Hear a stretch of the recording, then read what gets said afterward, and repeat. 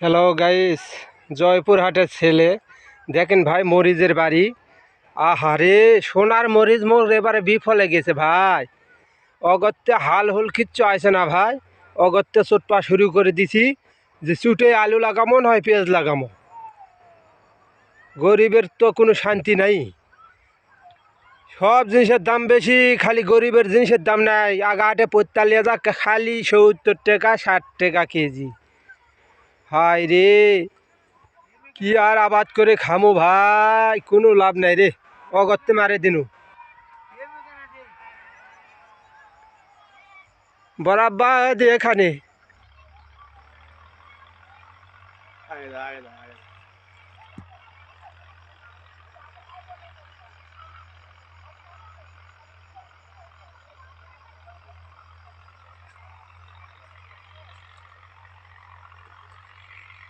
মাল নাই মাল নাই মাল না তাহলে কি করবি ভাই?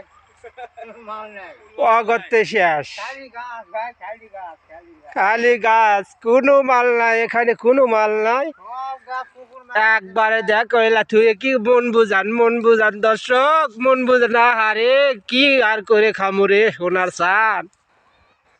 খুব লস হয়ে গেল ভাই, বুঝতে হবে আবার করি। সংসার আমার ভাল লাগে না, সংসার বিষের বহরি। ইচ্ছা করে মরিচের গাছে দিয়া এখন দড়ি।